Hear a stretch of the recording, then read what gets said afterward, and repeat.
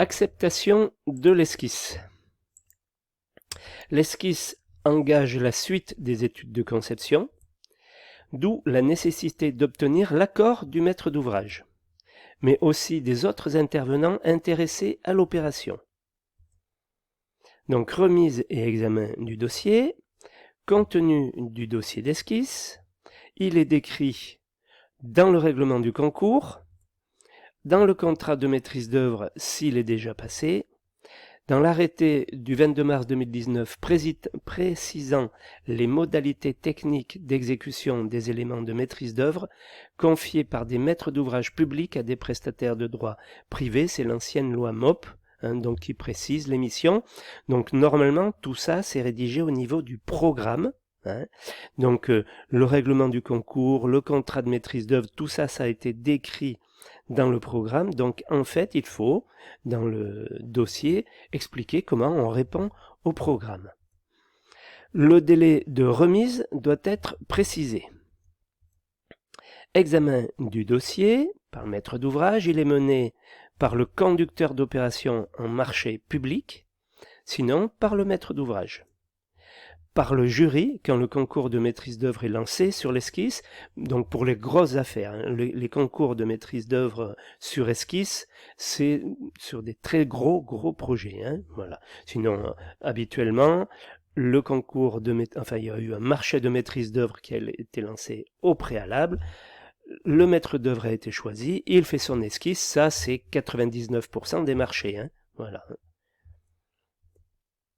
Critères d'analyse de l'esquisse, donc ils sont donnés dans le programme ou le règlement de consultation et comportent au moins l'intégration au site, la qualité de conception répondant aux critères architecturaux, la réponse aux conditions de fonctionnement, les délais de réalisation envisagés, la compatibilité avec l'enveloppe financière, entre autres.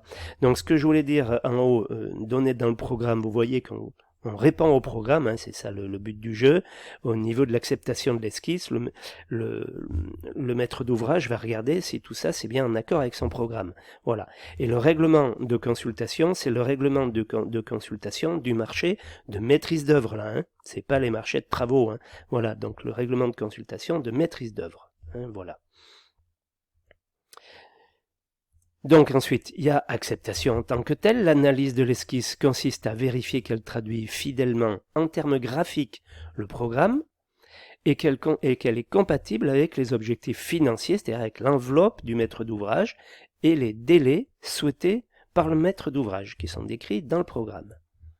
Elle se fait suite à l'avis des gestionnaires et utilisateurs futurs, en tenant compte des observations des services techniques du maître d'ouvrage, sur décision du maître d'ouvrage, suite à la proposition du conducteur d'opération s'il en existe un. Voilà comment on accepte.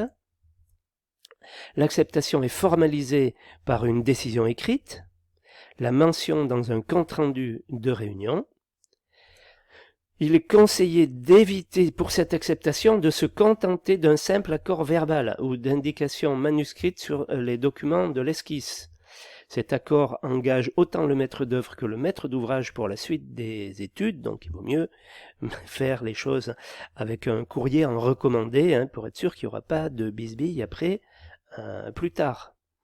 Les documents significatifs de cette esquisse peuvent être introduits comme pièces contractuelles du marché de maîtrise d'œuvre. Ils sont signés par l'un et par l'autre. À ce moment-là, ça devient contractuel. Il peut y avoir des ajustements ultérieurs. Donc une mise au point du programme reste possible. Elle permet d'ajuster la demande du maître d'ouvrage aux propositions du maître d'œuvre. Le maître d'ouvrage peut donner ensuite à une éventuelle demande d'études, peut donner suite, à une éventuelle demande d'études complémentaire. Voilà, donc c'est de la négociation encore au niveau de l'esquisse, on peut négocier encore des choses. Le maître d'œuvre, du fait de son étude, peut proposer des solutions au maître d'ouvrage qui dit « Ah oui, j'avais pas pensé », donc, et revenir à ce moment-là, faire une mise au point de son programme. Ça veut dire une mise au point, c'est quelque chose qui va se trouver à la marge, quoi. Ce sont quelques remarques, on ne va pas remettre en jeu carrément le programme, quoi. Voilà. Un refus de l'esquisse ou des observations importantes peuvent provoquer un nouvel examen du dossier remis, voire une reprise d'études, et on reprend l'esquisse. Mais là, ça voudrait dire que le dialogue a été mal fait, quoi, comment je vais dire, mal organisé. Voilà donc ce que je pouvais vous dire sur l'esquisse. Phase capitale, c'est une phase capitale de l'étude des projets. Donc vous, en tant qu'économiste, votre rôle sera bien entendu de rédiger la notice explicative, hein, vous avez vu dans ce diaporama.